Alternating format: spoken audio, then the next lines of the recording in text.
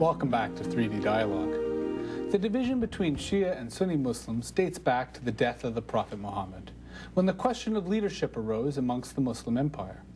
And although these two main subgroups within Islam share the most fundamental Islamic beliefs, this initial question of political leadership affected some aspects of spiritual life and now differ between the two groups. Joining me in studio today to discuss the historical and present-day differences between Sunni and Shia Muslims is Imam Hamid Slimi, who is of the Sunni Muslim background from the International Muslims Organization, and Imam Syed Muhammad Rizvi, who is of Shia background from the Ja'ffari Islamic Centre here in Toronto. Thank you very much for both of you in joining us today. Okay. Now, why don't we start, I guess, with the historical origins of the difference. And I would ask either of you perhaps to describe this difference and why this split came about. If I can reverse the process, start with the common issues, Okay. and then that's where we'll see And then the get to the difference differences. I think both groups, the Sunni Muslims and Shia Muslims, share in the core beliefs of the faith. When we talk about the concept of one God, the concept of Prophet Muhammad as the last and the final prophet of God on this earth. When we talk about the Quran and the textual integrity of the book. When we talk about the concept of angels and the Day of Judgment, and even the most basic practice that we have, the prayers and the fasting and the charity and the pilgrimage, are all commonly, believed by both groups. There are differences in how some of these practices are done, but that does not prevent us from doing things together. The question of division, yes, starts on the question of succession to Prophet Muhammad. And that's where we see the divide happened between the Shias and the Sunnis. Now, this particular divide, am I correct in assuming that it was initially political? And as you say, there is so much commonality between the two. Yes, indeed, it's political, as Imam said. Initially, it wasn't an issue of dogma. Just because, probably in this show, you may want to just explain to the viewers that it's not as it is between Catholic and Protestants. Right. As a matter of fact, we belong to one council of imams, and we do most of the things together. We have the same book, which is the Quran. We follow the same man, the same Prophet Muhammad, peace be upon him.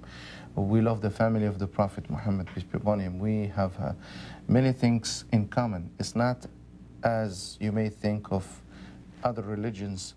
It's the same religion. The differences are actually quite small. Well, because Islam deals with all aspects of life, and as comparative with religions would like to call it, an orthoprax religion rather than orthodox, which means deals with things that you do in life, including politics. How do you govern the society? So there were initially some differences. Historically, they developed, but the perception from outside is that it's a major difference, but it's not indeed. Muslims, whether Sunni and Shia, they have 5 pillars of Islam. They have many things that bind them together rather than divide them. Well, and you mentioned that both, let's say, practice in the pilgrimage to Mecca.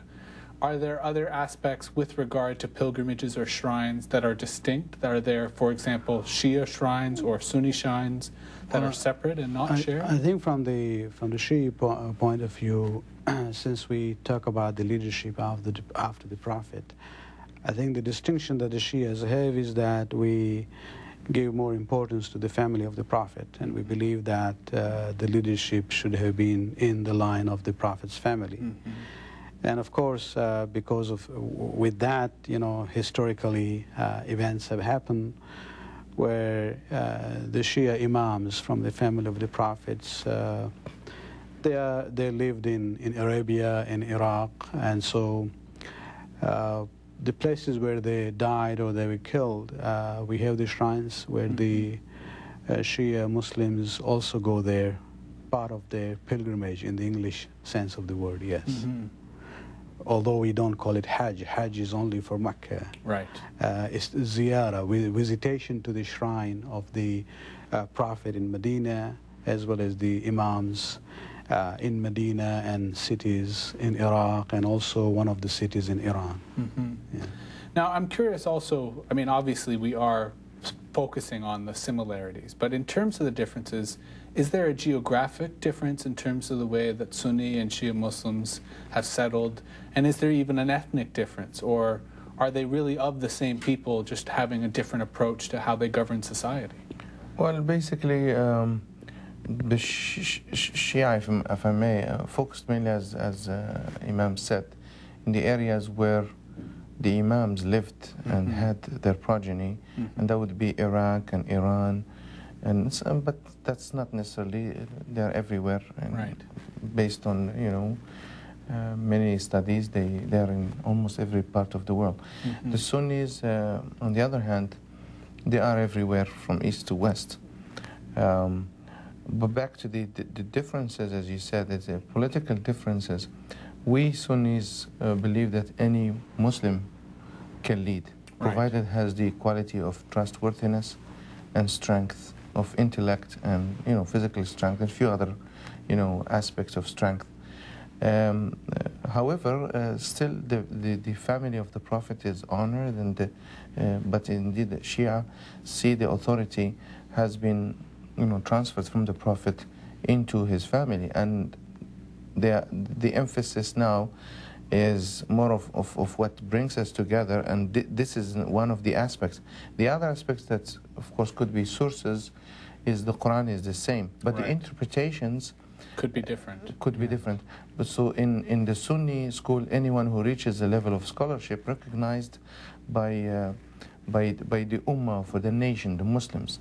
So it's not necessarily from the family of the Prophet. Right. Could be anyone from any, as a matter of fact. Who has sort of achieved that level of scholarship. Yeah, well, the interpretations or the hadiths or the sayings of the Prophets were compiled actually by, most of them, these 6 books, were compiled by people who were not Arabs, who were actually from what you call, you know, today Europe or Central Asia, countries like Uzbekistan and this Bukhari, Tirmidhi, all these scholars came into Islam and they compiled the hadith, and they did a good job.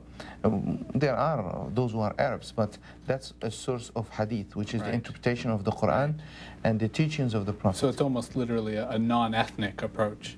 Now, unfortunately, we have to take a break, but we'll return to this discussion in a moment. I'm speaking with Imam Hamid Slimi from the International Muslims Organization and Imam Syed Muhammad Rizvi from the Ja'ffari Islamic Centre here in Toronto. We'll be back with more on this discussion after this short break. You're watching 3D Dialogue.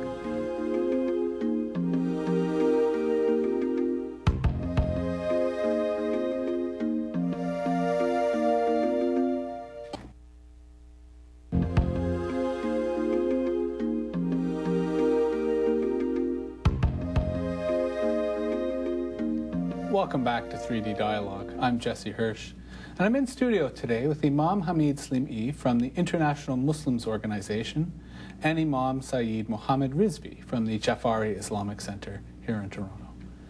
Now, before the break, we were talking a little bit about some of the sort of ethnic and geographic differences between Sunni and Shia Islam.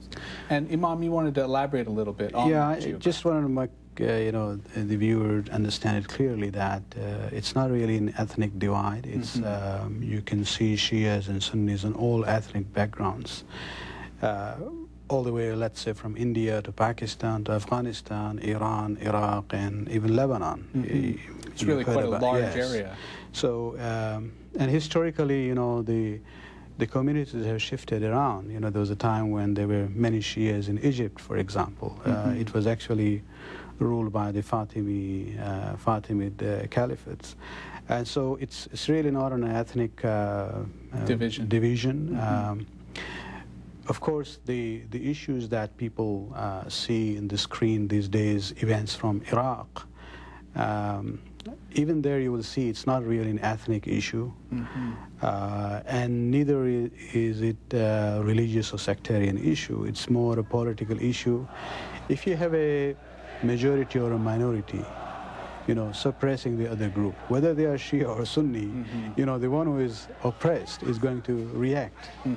And so, unfortunately, we have the situation in Iraq where you have this Saddam's regime who does not necessarily represent the Sunni Muslims, although he happened to be from that group. But it wasn't a sectarian issue, and you had a substantial majority of the Shias there oppressed by Saddam's regime. And not allowed to practice their religion. Yes, or to yes, observe there were their all shrines. even restrictions in what they could do politically or religiously. And so those tensions, it's more a political issue of being oppressed that you see coming out now. And so it's not necessarily that the Sunnis are against the Shias or the Shias are against the Sunnis. Religiously, we cannot look at things in that way. Well, and it is, I would say, a tragedy that our mainstream media continues to articulate the conflict in Iraq as being religious. And perhaps it's, the Americans who certainly should take some responsibility for the political environment that's there, that rather than they accept responsibility, they seem to point the finger at both Sunni and Shia Muslims as being responsible.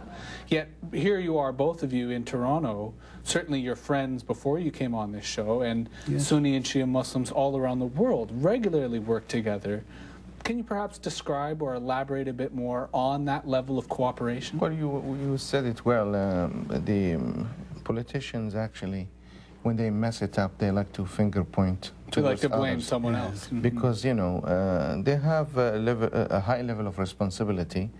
And when we say responsibility, meaning you have to respond to questions. And unfortunately, it's a failure after failure. And then when you come and you're faced with your people or whoever is asking you, then you start blaming.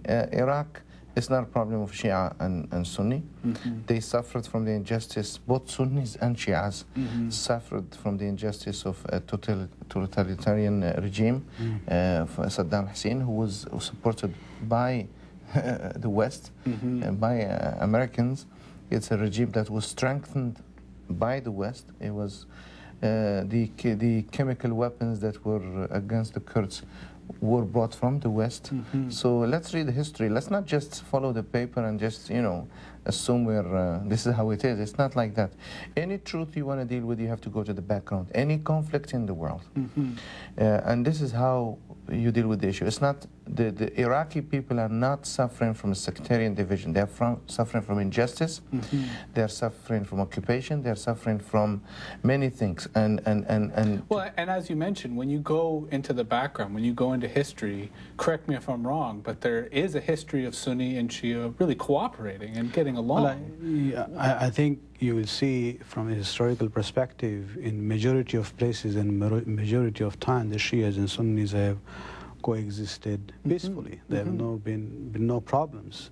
All these things we see are really innovations and new things which were not part of our religious values at all. Now, you take the example of a mosque. Technically, and I'm sure the Imam would agree, no mosque can be classified as a Shia or a Sunni. Right. It's a place of worship. Right. Even if it's run, the custodians are Sunnis, they cannot prevent a Shia from praying there.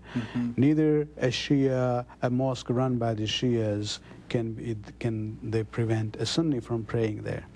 And so, on a religious basis, there is absolutely no room for this kind of violence that we see. Now, unfortunately, we are running out of time, but I did quickly want to throw to you, really, what can be done? I mean, what can we do to both educate the West as to really the true commonalities between Sunni and Shia Islam, but what can be done in terms of Iraq, of really creating a better environment for what are oppressed peoples, both Sunni and Shia, to be able to have their religious freedom? You see, this card, as I said, of differences between Shia and Sunni, and within the Sunni, different groups, and within the Shia, they won't divide in different groups.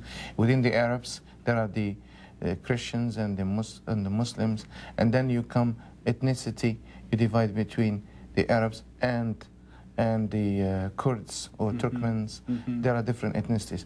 They always try to use one of these cards, and it's failing. Right. What could be done, and I mean, we can use the platform of your show and say, from this platform, justice is one, is not two.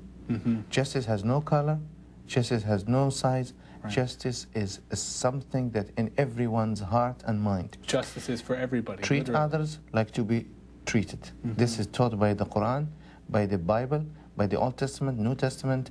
Every religion teaches the same thing. It summarizes all the teachings. You treat others as you like to be treated. No country like to be occupied. But the card of ethnicity or secularism, all this is, you know what it is. Well, and it's abused. And perhaps, unfortunately, we are out of time. But if only the President of the United States would think in such a way as to treat others as he would like to be treated, certainly the world would be in a much better condition than it is now. Surely. Thank you, both of you, for joining us today. You're welcome. That was Imam Hamid Slimi from the International Muslims Organization and Syed Mohammed Rizvi, an imam at the Ja'ffari Islamic Centre. Next up, a discussion about Druidism, right after the break. You're watching 3D.